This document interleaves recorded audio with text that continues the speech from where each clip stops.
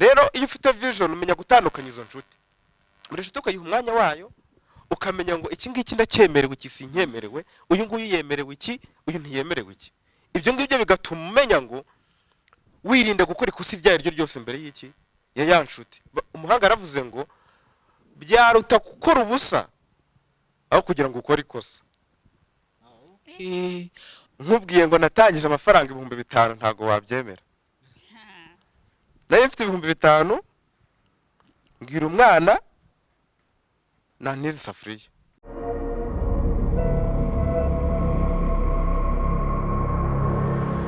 urubyiruko imbaraga z'igihugu urubyiruko isi y'ahazaza nziza dushaka dutangiye ikiganiro think like a billionaire and become a billionaire tuguhaye ikaze muri iki kiganiro ntabwo mba ninjye nyine mari kumwe na Charlotte Kanyange uyu munsi rero ntibisanzwe kubera ko dufite umutumirwa muri iki kiganiro ugiye kutuganira kuri vision ni umunyeshuri muri kaminuza y'u Rwanda mu ishami ry'ubuvuzi ibindi wenda ari buze kwivuga reka mpikaze Charlotte wiriwe neza umeze neza twiyemeje gutangira ku rubyiruko kugira ngo tugire icyo tuvuga cyangwa se urubyiruko rwagize icyo rutangira n'abandi bantu bafite ibyo aho bageze badushishikarize cyangwa se badufashe natwe gufata ibyemezo byo gutangira reka nkwakire rero muri studio karibu ikaze urakoze cyane nkuko mwabyumvise rero uyu munsi noneho ntabwo bisanzwe dufite umutumirwa dufite umunyeshuri uturuka muri kaminuza y'u Rwanda ariko by'umwihariko akaba yikorera akaba afite ibintu amaze kugeraho mu by'ukuri n'umubillionaire wahazaza yitwa Innocent izama byose twatangira atwibwira twatangira kandi adusharinga ibyatekereza ku byerekeye vision murakoze cyane Innocent turakwakiriye murakoze cyane kukaza mu maye muri studio yanyu nishimiye mbere na mbere iki kiganiro urakoze cyane amazina yanjye nitwa izama byose Innocent niga muri kaminuza y'u Rwanda ishami ry'ubuvuzi nk'uko yabivuze rero Kanyange ndikorera yenda abantu benshi bafite amatsiko nkora iki nkora baking nkora migati amandazi sambusa capati n'ibindi byose bibyaho ngaho mu farini baking ifite abafana benshi cyane yego baking ifite abafana benshi Bosco sinzi niba warusanzwe umuzi ya ndasanzwe muzi ariko ntago nayimuzi ibintu byinshi bya baking ni ubuzima busanzwe nyine nk'umunyeshuri wenda nanjye nigeze kwiga muri kaminuza y'u Rwanda ubwo naho rabumenyeye rero reka ahubwo dutangire ikiganiro abakunzi bacu bafite amatsiko cyane yo kwibaza se inspiration Innocent we wazitangiye gute mbega zajemo gute nk'umunyeshuri kugira ngo ufate umwanzuro wo gutangira business yawe arakoze nkuko yaravuze ngo ikiganiro cyacu ni cyo kuri vision urambaje inspirations hari ibintu urubyiruko rugomba kumenya vision umuhanga yasobanuye ko ari ubushobozi bw'umuntu cyangwa se bw'imitekerereze kureba kure ishusho y'ahazaza akayibona uyu munsi kuvuga ngo nitwa Innocent nshaka kuzaba mfite uruganda mu myaka 5 cyangwa se 10 iri imbere urumva natangiye gutekereza kuri uyu munsi ariko se hagati ya myaka 5 n'10 ni Innocent muntu ki ushaka kuzagera rwa ruganda yego ukomeje ku kintu cyitwa inspiration kuba ngiye nshaka kugira uruganda ni inspiration kuri ngewe yego hari abantu nabonye bafite uruganda cyangwa se hari ahantu nabonye hakeneye uruganda yego urumva ngiye kuri ngewe ni icyifuzo mfite hari ikibazo ndimo kubona nshaka gukemura kuba nshaka kugikemura rero it's my inspiration ese Innocent utubwira ibintu byiza cyane ngo hari igihe ubona ikibazo ahantu nko muri societe runaka ugafata umwanzuro ariwo vision yawe kugira ngo cya kintu uzacyuva kaninga niba ntibeshye yego ese waba nyirizina hari umuntu watumye umutima wawe uvuga ngo ngomba gukora baking umuntu ntiyabura kuko ndibuka twiga isomo ryo kwihangira imirimo hari ibyo twajyaga twita ngo ni 4 P's aho tubona umuntu tukabona ahantu tukabona products tukabona ndetse na promotion. Umuntu wa mbere ni wowe, umuntu wa mbere yabaye njyewe kuko bwanjye nakundaga baking ndetse nkanabona uburyo abantu bazi kugura amandazi. Ndi umwana nakundaga amandazi cyane ariko noneho narebaga umuntu yakora amafaranga yinjiza, nkareba ukuntu yishimiwe muri quartier, nkareba ukuntu amafaranga buri munsi mama yamuhaga agiye kugura indazi bimbere ya inspiration nayo zavuga. Uwo muntu igihe cyarageze niga secondaire, ndabyibuka mu wa 4 secondaire, mu kiruhuko cy'amezi 2 ndagenda ndamusura. Naramukundaga cyane kuko nabaga nzi ko once musuye nibura yamanira indazi, ariko mu by'ukuri ni zanzozi turimo kuvuga, ni inzozi umuntu ararota akarota yageze ahantu, ariko none yujuje mu bikorwa bwo utera intambwe ya mbere ukagenda. Naramusuye musaba ko yanyigisha kubikora, ambwira ko bitoroshye ariko ndamutse mbihaye umwanya ntabishobora. Natangiye niga gukora amandazi, amezi 2 arangira ntashoje kubimenya neza, ariko ikindi kiruko cyakurikiyeho naje ibyari bisigaye nabyo ndabyiga ndabimenya, ku buryo nibura mu wa 5 secondaire yatangiye kugenda nsiga nkamukorera igihe adahari. Urumva yambere inspiration, narangije kumbera inspiration njya kuri field ngira ubwa bushake. Ubwo ndavuga kuri motivation, inspiration ntago ihagije, hagomba kubona motivation, hakaza icyo bita innovation. Ibyo ni ibintu ndimo kuvuga bituma vision y'umuntu, innovation dushya, vision y'umuntu ikomera. Ni ibintu bijya muri 6 ndiboze kuvuga, ngeze kuri cya 3 cya innovation. Uko yansigaga ku kazi, it was like amahirwe yanjye yo kugaragaza ibyo yanyigishije ko mbizi neza nkabihamya, ku buryo hari nubwo abantu bazaga kuvuga ngo noneho amandazi mwakoze ni bwoko ki, yaba ari aho ngaho ati umwana wanjye asiga akora amandazi neza. Iyo niyo cyo twakita innovation. none inotsa urakoze. Hari urubyiruko rwinshi ruzi ibintu ariko rukabura amahirwe yo kugenda ahantu ngo rugaragaze impano yarwo, ariko ugasanga ruhora rushaka ko rubona akazi. Ugasanga umuntu yicaye mu rugo amezi 5-6 nta kintu akora, yirirwa kuri telefone aganira n'inshuti ze kuri Facebook, WhatsApp, even akajya no kuri YouTube, ariko tafata umwanzuro ngo reka nemere ngende nkorera ubuntu, reka nemere ngende nshakisha umuntu mubwira nti mpa ngukorere ku buntu utamwatsa amafaranga kuko urabiza akazi karabuze. Imba karabuze ariko urubyiruko akaba atagenda abwira umuntu ngo mpa ngukorere ku buntu kuko hari impamvu yo kwereka wa muntu icyo bashije akaba yazana gwa akazi ahazaza wenda utanaze. Wenda ni inama yanjye ngira urubyiruko, ariko wowe niki wongera aho ngaho? Ndumva warabikoze. Umuhanga yaravuze ngo ntabwo ushobora kugira icyo ugeraho utabanje gutangira. Arongera none bivuga neza ngo nta gihe cyiza na kimwe kibaho cyo gutangira uretse aka kanya.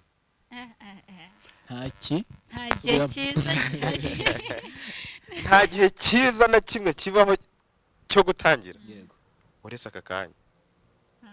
Wow. Yego. Rero kuvuga ngo amezi 6 uri kuri Facebook, erega natwe dukora tujyaho ariko tuyiha umwanya.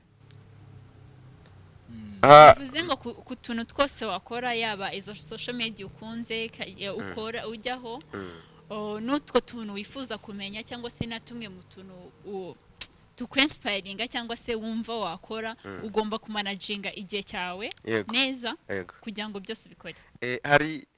Hari imico 7 y'umuntu ufite intego. Umuco wa 3 turavuga ngo put first things first, cyangwa se shira icyambere mu mwanya wa mbere. Oranje bavuga ngo the main thing is to keep the main thing the first. Ngo ikintu cy'ingenzi no gufata icy'ingenzi ukakigira icyambere. Ntabwo rero kuvuga ngo Facebook mu myaka 5 nzaba nabaye ndetse naho nta vision irimo, ariko uvuze ati aba friend mfite, friend request mfite, ndaza kuzarawinga cyangwa kuzakusubutinga saa moya mvuye kwiga gupona amandazi, ni ibintu byoroshye. Reka tuze muri reality y'ukuri k'uyu munsi. Yego. ukuri k'uyu munsi urubyiruko impamvu rugwirirwa kuri Facebook social medias yego ni ukugira ngo ruganire nyine ruba rwabaye bored aragenda aho kugira ngo aryame kuko nta kazi afite. Twebwe turi kugaruka ese akora iki urubyiruko rukora iki ruhaguruke rujye kwaka kazi rwemera ukorera ubuntu aho kugira ngo rwirwe rwicaye mu rugo ruri kuri social media kuko social media ni ikintu gifasha abantu kiba nyine kurangariramo mu gihe yabuze icyo akora. Yes. Ako kantu uvuze ni inama nziza twagira urubyiruko. Abantu benshi usanga umuntu ati kwiga nta siko nabiga nta kazi bafite. Ubundi kwiga bisigaye bimaze iki? Ubugeze ubwenge akajya mu myuga, ububuza akajya mu kazi kadafite titire. Iyo mvuze akazi katagira titire no gukora icyo abonye. Nwango naryama atazi icyo ari bubyuka akora. Niyagiye niyabyutse ntago abazahagiye. Rero ibyiza byose biravuna. Kandi bisaba kwitanga. Uko kwitanga rero tuvuga. Niba hari ahantu ubona baravuga ngo amahirwe adusanga mu kazi. Tuvuga niba umuntu agiye mu nzira agatora ikintu uzagitora wicaye mu rugo. Uzagitora kuko wari mugenda. Rero reka tugomba we have to stand. Tugahaguruka tukavaho turi tugashaka amahirwe. Amahirwe azadusanga mu kazi. Hari ugusaba ushobora gusaba internship nkuko nabikoze. Hari benshi tuganira babigenje nkuko nabigenje. Nanjye mu kubikora nuko nari mfite abamu ubwo buhamya ko babikoze bikavamo. Uwageze amahirwe akiga hari icyo bita professional internships. Aho ugenda ukimenyereza ibyo wize bakabagira duke bakugenera. Yes. Iyo internship is your opportunity kujya wigaragaza. Garagaza potentials zawe ya ability to see invisible things. Yiyongere kuko baravuga sharpen iron sharpen another iron. Nubwo ntago ushobora kuzatera imbere ukiri wenyine utarimo gukora jya kuri tera gityaza ikindi. Yego. Okay. Inosa wanyemera nkakwaza ikindi kibazo? Nta kibazo. Reba wenda reka twigaruke tuve ku bantu bize, tuve ku bantu bafite famille zikize, tuve kuri ba bantu bafite abatera nkunga. Tugaruke wenda kuri ba bana bo mu cyaro, reka mvuge abakobwa cyangwa se n'abahungu. Nabo mu cyaro ntibagize amahirwe yo kwiga, ntibazi na wa muntu ushobora kubakangura. Ariko bimwe mu bintu bumva biyumvamo kuko bakunze kubibona ni ubuhinzi. Kandi abo bantu baragomba gutera imbere uko byagenda kose. Niki ushobora kubabwira kuko intumbero y'urubyiruko, intumbero twifuza ku rubyiruko rw'u Rwanda ndetse no hanze y'u Rwanda nuko twese twazamuka kandi tuzamuwe n'ibitekerezo dufite cyangwa se n'imbaraga z'amaboko yacu nkuko Bosco yabivuze ngo urubyiruko n'imbaraga z'igihugu. Yego urakoze. Ubaje ikibazo cyiza. Ikibazo kinini abantu benshi dufite. Si n'urubyiruko gusa. Yego. Dufata umwanya munini dutinda cyangwa se dutekereza ku byo dushaka tutanafite kuruta uko twatinda kuri bike dufite twabyaza umusaruro bikaduha bya bindi dushaka tutari twabona. Rero niba uri mu cyaro uri mu buhinzi ibyo nibyo ufite. Icyambere ese urabyemera ko bifite? Uremera ko utwo duke ufite wadukoresha iyo hegitari imwe ufite iyo sambu mama wagutiza ati harika uhinga hangaha ibi ngibi ibizava tuzagabana, urabyemera ko bifite? Niba byemera rero icyambere no kubyemera. Wamara kubyemera ukicara kuvuga ngo ese kwirembo nzahahinga iki? Ushobora gufata uturima tw'igikoni ugahinga mu mbuga, njya mbona bagira gutyo ugashiramo imifuka mu cyaro niho hari amahirwe menshi niba wamaze kwakira ko izo resources uzifite. Imboga se hari abantu batarya imboga. Ntago abantu bose baba bazifite ku isoko ushobora gufata imifungo nk'icumi ubuse buri munsi ugurisha imifungo 10 z'imboga. Ayo mafaranga ni makeya. Ntabwo ari make. Wahinga imbuto wahinga iki n'ibintu byinshi ayo namahirwe abantu benshi baba bafite ahubwo turifuza ibyo tutanafite kandi ibyo ngibyo nyine ntituba tubifite. Icyo tudafite ntituba tugifite ariko icyo dufite twakibyaza umusaruro. Inosa urakoze cyane. Umugabo Sina Gerard wahariya muri zacu za Musanze igihe cyaramubajije ukuntu yatangiye business ako kantu uvuze aravuga ngo ngiye nariharikaga natangiye utuntu dukenya ndiharika nta ncuruza ka boutique iza kuvamo ibintu none reba afite enterprise afite ikintu kigali mu gihugu cy'u Rwanda ni umugabo wateje imbere agace k'iwabo urabibona iyo ugeze muri kara gace ka Musanze na imbari na Musanze sinzi Rurindo Musanze Rurindo uravuga ngo we urahituye n'icyapa kikuvuga ngo welcome to Nyirangarama complex urakaza neza mu cyanya cya Nyirangarama bisobanuye ko kuba yaratangiye kuriya yahuraga n'ibigeragezo byinshi n'ibibazo byinshi ariko ako kantu uvuze ngo wenda Shiloh yabajije neza abana bari mu cyaro ni n'inzira nziza ahubwo ni amahirwe akomeye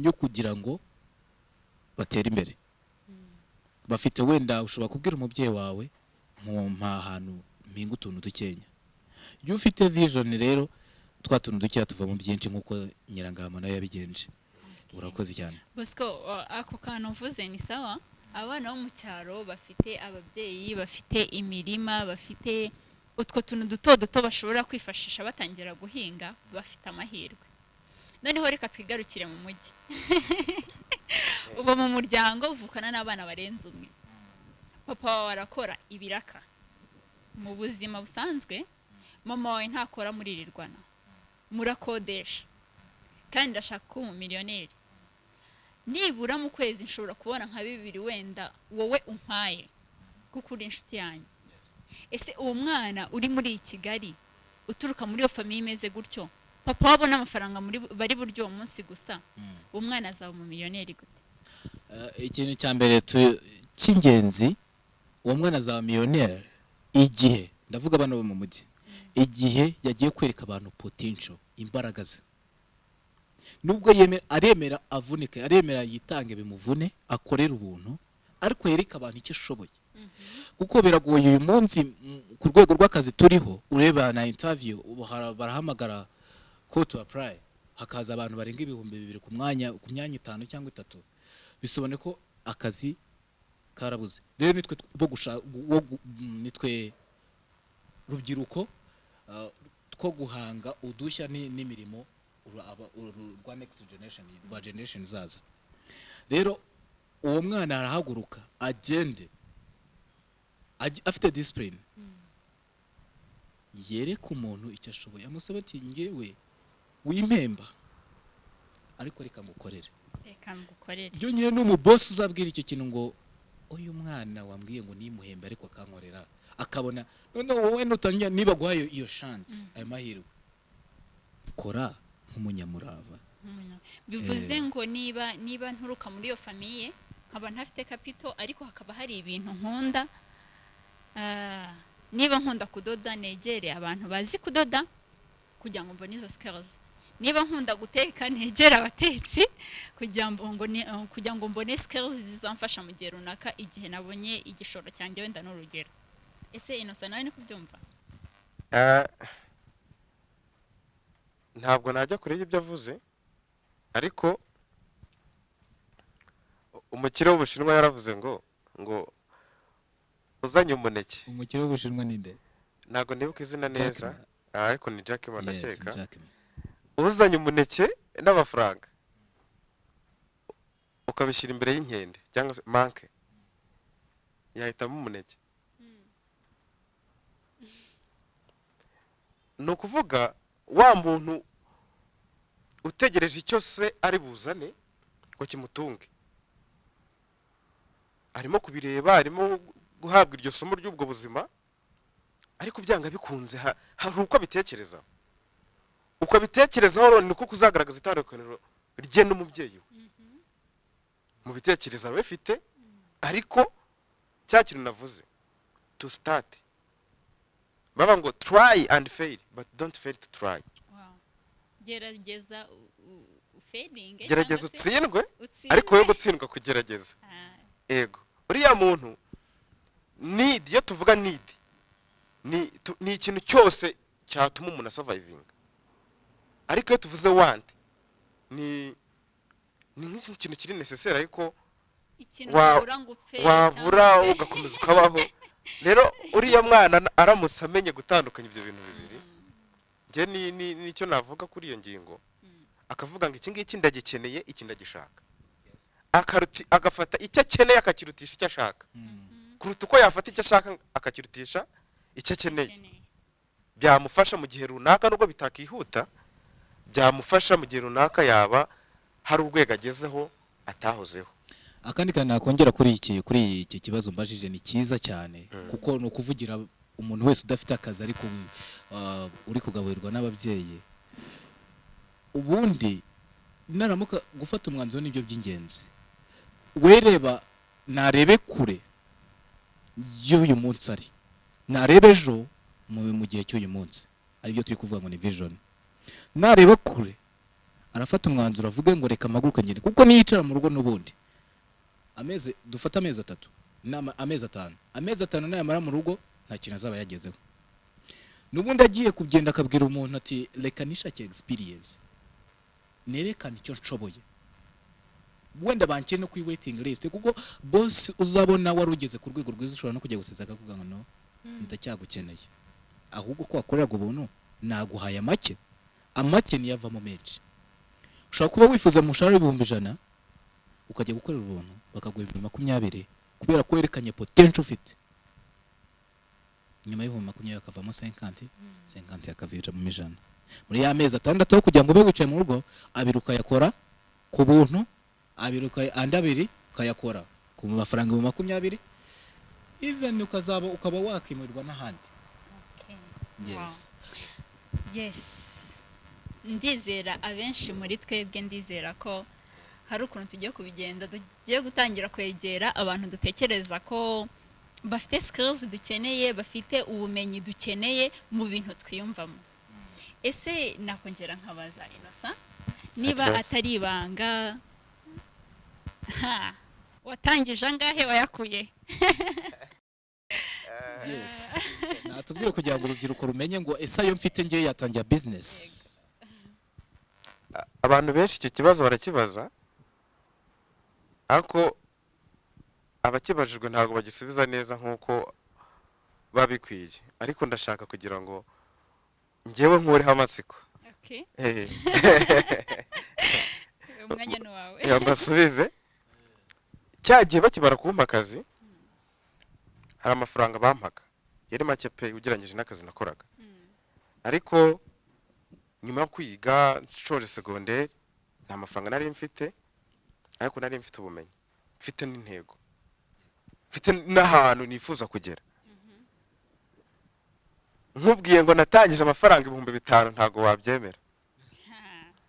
Nari mfite 5,000 ngira umwana na nizi safuriya. Iyi isafuriya ugiye gutangira business. Yego. Nati isafuriya situzifite mu bipangura hari umwana amaze kuyintiza hari agakoresho bakoresha capati ngatira uwakoraga capati bisanzwe ntabwo yari azi icyo ngiye gukora azi ko ngiye gukora capati zo kurya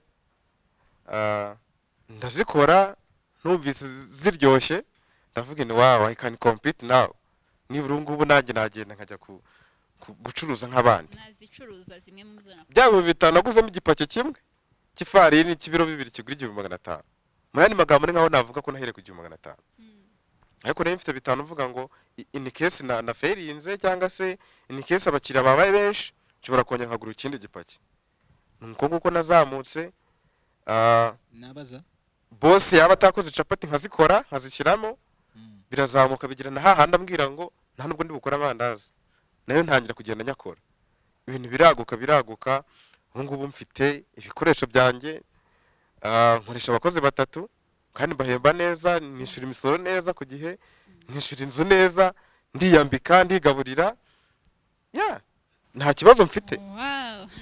None Innocent reka nibaze ku mvugire umuntu ufite urumva wowe watangiye business uhera ku 5,000 ugura raw materials wari ufite skills nicyo kibanze twavugaga ngo umuntu udafite akazi nabanze ye arebe field ashaka kubamo ajye gushaka skills nabona skills rero bizatuma abasha no kugira undi mwanzuro yafata kubijyanye mu gihe azaba abonye opportunity wewe wabonye 5,000 uhita wumva ko ugiye gutangira business kuko wari ufite skills. Ariko ni raw materials waguze. Abandi baribaza ngo ese nzabicuruza hehe? Ese azaba afite iduka akoreramo i Kigali ko bigoye guzunguza ibintu bitemewe? Nihe nama rero ubyira urubyiruko rwo muri Kigali cyangwa se mu mijyi ahantu haba atemewe gucuruza ku mihanda? Rakoze navuze ibintu bitatu ngeze ku cya kane cyitwa passion. Kugira ngo ya vision ibe iri strong cyangwa se umuntu avuga ati nibura ndi muri vision yanjye, agomba no kwita kuri passion ye. Rero iyo passion yanjye itandukanye n'iya wa mwana uri Kigali, itandukanye n'iya wa mwana uri mu cyaro handi. Nayo mpamvu nitujya muri business idea izatandukana n'iyanjye. Rero ntago bavuga ngo kujya ku muhanda, ntago bose bazacuruza amandazi, nta nubwo bishoboka. Ariko bitewe na passion afite na bya bindi yifuza kubona mu gihe kizaza, ariko akaba atangiye kubirota akakanya, biratandukanye n'ibyanjye. Ahubwo navuga ngo niba hari icyo ufite wumva gituma umutima wawe udatuza, kubuza ibitotsi, ndumva nshaka kuba umukobwa umeze utya, ndumva nshaka kuba umusore umeze utya, iyo niyo saha yawe yo kuvuga ngo misemo gutangira. Nkeneye nde? Nkeneye iki? Nkeneye izihe nama? Nkeneye ni hehe nzajya gukora bwa bumenyi wahoze uvuga? Kuko hari urubyiruko rurimo gukora business muri Kigali kandi bikagenda neza. Kugisuta why not you? Niba atari wowe se urumva ari inde? It's now, it's you and it's here. Ni wowe naka kanya kandi nahangaho ugomba kubikorera. Ahubwo kiba gikenewe ni wa mwanya wo kwitekerezaho kuvuga ngo nkeneye Bosco kuko nabonye ko ibi yangira inama. Ubwo twageze muri mentorship, nkeneye umuntu mentoring, nkeneye role model, nkeneye umuntu uba inspiration, nkeneye ya motivation. Iyo tuvuga motivation, hari motivation ikuvamo wowe, ndahagurutse ngiye gukora ikintu, ariko hari n'ibintu byo ku ruhande hanze nabyo bigutera izo mbaraga. Kuko uhuye n'umuntu akavuga ngo ugiye hengeye kuri umupira kuri stade, wandindiye nkambara tukajyana. Iyo ni motivation ubonye. Ariko niba utagiye ntago wa muntu uzamenya ko nawe yashakaga kujyayo. Rero ukeneye wowe ubwawe ngo haguruka, nugira mu nzira uzabona abandi, kuko umuhanda ntago ari wowe wenyine ugenda. Reka wenda ngire akantu mbaza cyangwa se mvuga. Yego. Reka twigarukire, twamaze kuvuga ku bana bo mu cyaro, twamaze kuvuga ku bana bo mu mujyi ariko baba mu buzima butoroshye. Noneho tugaruke ku banyeshuri ba kaminuza, kandi turabafite benshi. Muri kaminuza z'u Rwanda cyangwa se muri kaminuza za leta zifite muhabwa bourse cyangwa se hari amafaranga babaha ashobora kubafasha kugira ngo mukomeze musurvivinge buhoro buhoro. Yego. Kandi wiga muri kaminuza bivuze ngo hari bezwe ufite ugomba gukemura, cyangwa se hari utuntu twinshi ukeneye mu rugendo rwawe rw'ishuri. Yego. Wenda twirengagije ko uri muri business ukaba usigaye ufite abakozi batatu. Ese kuri bari abantu bahabwa bourse kandi bakaba bafite inzozi, buri wese abatekereza ngo ndashaka kuba mu millionaire, niko buri rubyiruko rwose ruba rutekereza. Yego. Wenda tuvuge ku muntu utarinjira muri business nyirizina ariko afite izo nzozi.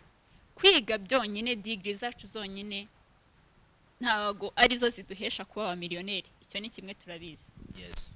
Ese izo bourse cyangwa se utwo dufaranga duke abanyeshuri bo muri kaminuza bari kubona bashobora kudukoresha bakora business zabo, cyangwa se bakora ikintu gishobora kubafasha kubaho cyangwa se gutera imbere?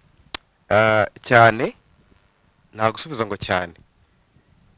No kuvuga uyu munsi iyo ngeze mu ishuri mba ngiye kwiga, nagira amahirwe nkahura n'inshuti zanjye nkazisuhuza, nagira amahirwe cyane nkabona numbaza ngo business imeze ite, ese nakahe gashya dufite muri iyi minsi, tukaganira. Ariko message za buri munsi ese ntawazana share, ntawazana amafaranga, izo message ndazakira. Ariko kuko narenze ku rwego bwo gukenera ayo mafaranga, ubu ngeze ku rwego kuko n'ugufata ayo mfite nkayabyaza ndi, ndababwira ngo nawe watangira icyo nakora, nagufasha gukora business plan, nakubwira challenge nahuye nazo n'uburyo wazovakaminga. Nashinze club kuko nabonye ntabishobora, buri munsi baza gutyo kandi mba ndi mu kazi. Ariko ndavuga ngo niburi club yafasha urubyiruko kumenya ni gute wakora business plan, ni gute wasubiza iki kibazo runaka uramutse uhuye nacyo muri business. Rero amafaranga ni menshi, ariko nanone twibuke uko utandukanye nanjye niko ntandukanye nawe, ndetse n'ibyo kurya umuntu arabiteka ntago bihira amasaha amwe. Uko bidahera amasaha amwe rero nako bidakenera umuriro ungana, nako bidakenera ubuhanga bungana. Umuhanga uteka ifiriti twavuga ko yashobora no guteka amazi, ariko burya ntago twavuga ko yashobora gukora keke, ntago wahita ubyemeza ku kanya. Hari abo ngira inama yo gusevinga, ati niba dufata buruse 40, kora uko ushoboye wishyura inzu, ugura twambaro dukenewe turi ubone ukeneye, niba ari 10 niba ari 5 bisevinga. Hari bibina bibaho, hari saving accounts ziba mu banki, nibura muri ya myaka 5 ziga uzaba ufite nk'u200 wagenda mu cyaro ugashinga n'akabutike, cyangwa ugakodesha n'ubutaka ugahinga ibirayi. Ibirayi byera amezi 4, ushobora guhinga ibiro 100 ugasarura tone 2. Birashoboka cyane. Hari abo twagiye tubigerageza nabo mbona babikora bose. Ubu ukeneye kumenya ubikora namukubwira, kuko mbanza abantu benshi bambaza bangisha inama. Rero ntago ari hame guhita utangira, ariko ni hame gutekereza kwa ayo mafaranga. Ni itegeko kuyatekerezaho ko ashobora kunguka, ariko si itegeko kuvuga ngo ngiye guhita nyashora.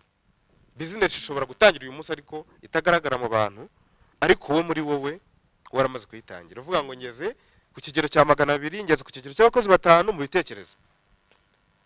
At the end of all of it, kuvuga ngo now I have my 200k, ibyanjye 200, ngiye mu kazi, reka bemo muna wanjye akomeze butike, nzagenza mukorere.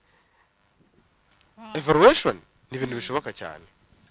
Ikintu nakongera kwa ako kantu, niga muri kaminuza y'u Rwanda hano muri Kiste. Yego. Ikintu cya mbere cyabayeho no gufata umwanzuro w'ubuzima bwanye nkigira mu wa mbere. Narerebye ndavuga nti ngeze muri kaminuza y'u Rwanda, ibyo birabaye. Nubwo nifuza kwiga ahandi, ntago nifuzaga hariya, ariko ngeze ndavuga nti birabaye. None igikurikira ni iki ko bibaye? Bisobanuye ko uko niyumvaga nuko nari nizi n'uburyo niyizeraga, numva ko ntasibira.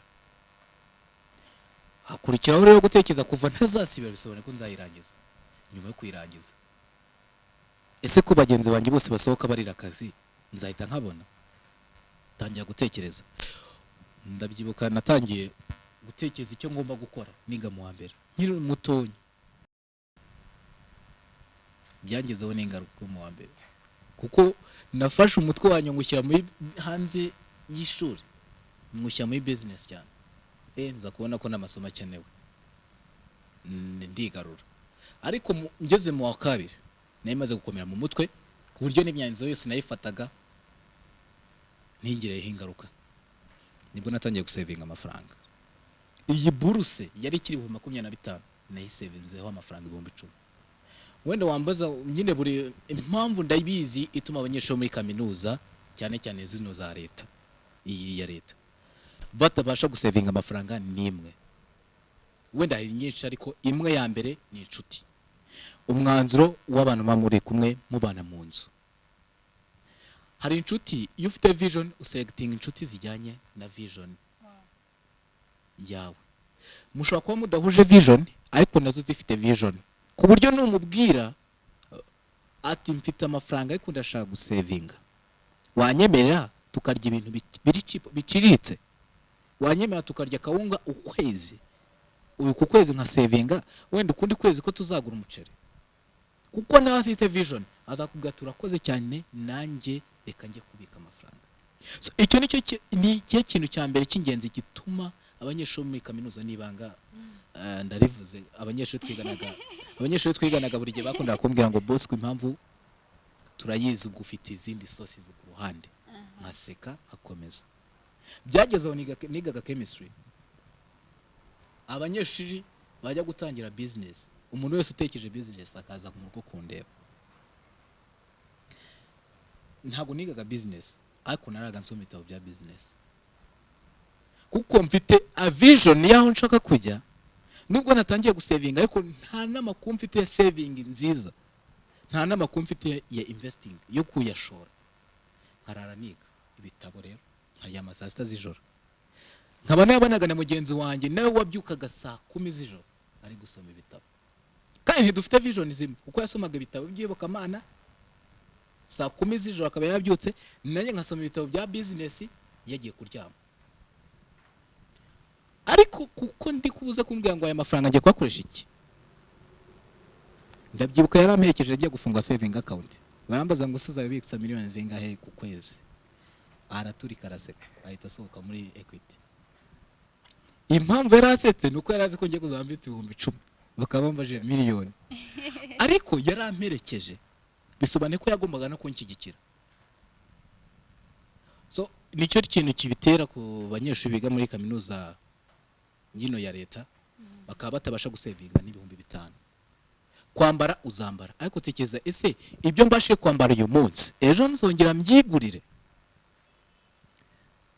ya turubyiruko tuba dushaka kugaragara neza shining ariko tekeza ngo uyu munsi uko ndi kugaragara ejo nzongera ngaragare gutyo turubyiruko rero iyo niyo mpamvu reba inshuti ifite vision nuyibwira ikintu izakumva ntago bizagorana kwemera kwigomwa sacrifice mukarya ibintu biri cheap bicitse yeah yego hari akantu yavuze vision iguhitiramo inshuti nziza yes ndashaka kukavugaho gato birashoboka ko wagira inshuti mudahuje vision nk'uko wabivuze yes ndetse n'abantu bari hano n'abadukurikiye batagira ngo umuntu inshuti ze nizo bahuje vision gusa oh yeah urugero rutoya umuntu ushinga icaci n'umuntu ukora nko mu gakiriro ukora ubaza nk'intebe yes urumva abo bantu hari ahantu bahuriye vision zabo ziratandukanye cyane ariko ejo umuntu ukora muri church for example in pastor afite igiterane ashobora kuzavuga ati reka njye gukenera wa muntu ahite ankorera intebe zikoze gutya zifite igidesign niyo izajya hehe ahangaha icyo gihe samukeneye ni ukuvuga ngo inshuti ndabizana muri za nkingi enye z'ubuzima inkingi ya mbere spiritual social mental na physical ni ukuvuga ngo ushobora kuba ufite inshuti muhuriye kuri iyo eri imwe ya physical kuko murangana murambarana sefe ni ibyo ngibyo nibwo bushiti mufitanye ukagira ya nshuti yindi muhuriye muri korari turi muri spiritual murasengana aragusengera ukumva uranyuzwe uwo ni inshuti yawe ariko ntago uzabwira wa muntu musengana none se wantije kagakweto uri mu yandi magambo icyo gihe ntago umukeneye ko gakweto umukeneye mu cyumba cy'amasengesho rero iyo ufite vision umenya gutandukanya izo nshuti muri nshuti ukayiha umwanya wayo ukamenya ngo iki ngiki ndacyemerewe iki sinyemerewe uyu nguyu yemerewe iki uyu ntiyemerewe iki ibyo ngibyo bigatuma umenya ngo wirinde gukora ikosa iryo ari ryo ryose mbere y'iki ya nshuti umuhanga aravuze ngo byaruta gukora ubusa aho kugira ngo ukore ikosa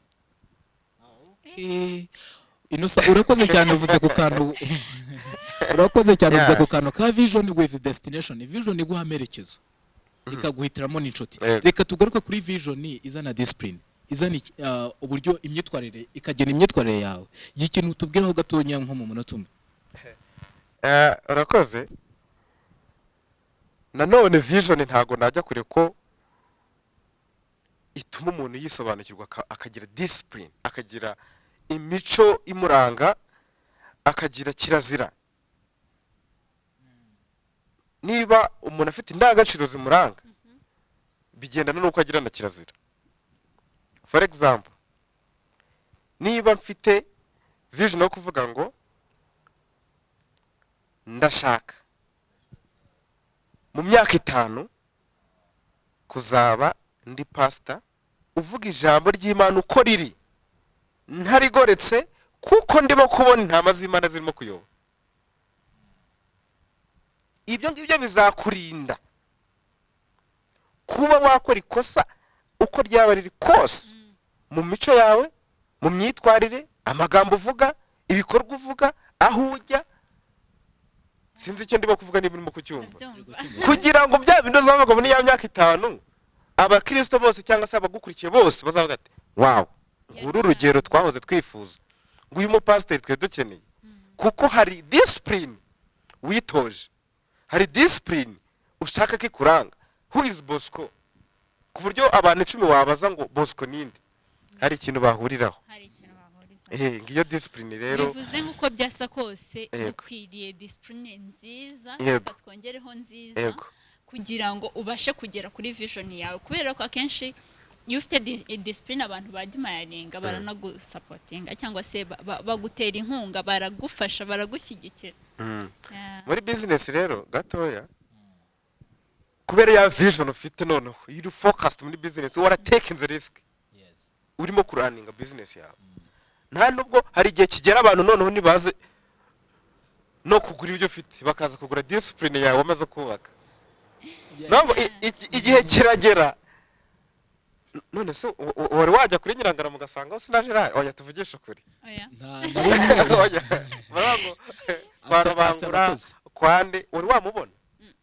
Igihe kiragera izina cyangwa se discipline yawe akaba ari yijya kuri market, buyo brand name akaba ari y'abantu bakenera kuruta ibindi byose. Ya vision rero ku muntu ufite discipline, tusoza kuri vision of your discipline, nuko niyo bamubwiye nabi arakureba akavuga ati nta kundi nyine mu mutima niko yibwira, nta kundi, ntagazi aho njya na vision, ntagazi aho njya n'uwundi we wahazaza, reka nigendere ugakomeza. Ariko umuntu babwiye nabi adafite vision araserera ati arantutse, aransuzuguye. Namushyiriye document muri office ariko uzikuntu yandebye, ayo magambo ya hato na hato ntago yirwo yavuga. Urahita rwose bakakubaza se byagenze bite aho wagiye kwa prime, no si byagenze neza ariko ndumva naniwe, ukajya kuryama kubera ko ufite vision. Nibyo wahuye nabyo ntiwashabasha kubibwira abantu, ahubwo urahita tuza wabyakiriye, wabonye ko ari ibintu bisanzwe. Inosa reka mpereze ijambo Kanyange wenda dusoza tunagushimira ko wabanye natwe muri iki kiganiro kandi wabwiye byinshi urubyiruko. Ariko mbere yuko mpereze ijambo Kanyange, ngiye hari akantu nshaka kwibaza. Yego, ufite yihe vision? Arakoze cyane. Intumbero yanjye ni ukuzibona hari abantu duhuje nabo tudahuje, twese turimo kubaka societe nziza. Societe nziza, ari uwize, utarize, ufite n'udafite, twese hari contribution dufite mu kuzana ejo heza. None mu masegonda 10 cyangwa 20 gira icyo ubwira umuntu utari ufite vision, aka kanya akaba akurikiranye ibiganiro bibiri bivuga kuri vision biciye kuri televiziyo. Murakoze. Inama nziza cyangwa se icyo nabwira urubyiruko rugenzi rwanjye, ari watangiye ufite impungenge yo gukomeza, ari utaratangira, ari ukirwana n'ibitekerezo, ukirwana n'umutima, twigeze tuvuga ngo without action is just a dream, but action without vision is just a nightmare. Reka tugerageze mu Kinyarwanda. Ndavuga intego idafite intego itarimo ibikorwa ni inzozi, ziraho. Yes, ziraho. Ariko noneho igikorwa ukoze utagifite intego ni nkazanzuza umuntu arota nijoro akarota ari ahantu ariko byarangiriye mu mashuka. Sorry kuvuga cyo. Hari ba mu byakozwe n'intumwa igice cya 18 umurongo wa 9. Yego. Ngo nuko umwami Yesu abwira Pawulo ngo amwireka mu nzozi ngo witinya, ngo genda uvuge ntuceceke. Genda avuga ngo ntutinye, genda ukora. Ntutinye, genda ukore. Genda ukore. Niko nabwira urubyiruko rugenzi rwanjye. Kandi igihe ni iki, ni wowe nahangaha. Murakoze. Kanyange, ijambo ni ryawe dusoza. Yes, mwakoze cyane. Umutumirwa wacu n'ukuri yatuganirije byinshi kandi twamwigiho byinshi cyane. Bosco yize, nize, namwe mudukurikiye mwize, kandi icyo nabasaba muri rusange fata vision yawe, gira vision kandi gira vision, mbisubiremo, kandi vision yawe mbere na mbere ishingire kuri cya kintu ukunda, finally uzakigeraho hamwe no gutekinga action cyangwa se no gutangira gushyira mu bikorwa bimwe muri ibyo ukunda, bimwe muri ibyo wifuza kugeraho. Icya kabiri, gerageza wegere abantu bashobora kuba bakurusha ubumenyi. Niba nkuko yabitubwiye ari muri baking, ari mu gukora amandazi, capati, kuba tumva baking icyo ari cyo, ariko yabikuye kuri skills, yegereye umuntu ubikora kuko yabikundaga. Nawe niba ubikunda cyangwa se hari ibindi ukunda, gerageza wegere ba bantu babishoboye, babikora, bafite experience, finally uzaba umuntu ukomeye. Murakoze cyane. Bakunzi ba SHILOH TV, rero mwabyumvishe, cyari ikiganiro cyavuga kuri vision. Twe twagize umutumirwa cy''50 byose, umunyeshuri muri kaminuza y'u Rwanda mu ishami ry'ubuvuzi. Namwe tuzabatumira cyangwa tuzabageraho. Urubyiruko mufite ibyo muri gutangira aka kanya, mukomerezaho, tubari inyuma kandi natwe turafatanyije muri urugendo. Mwakurikirana SHILOH TV mu kiganiro Think Like a Billionaire and Become a Billionaire. Nakagaruka.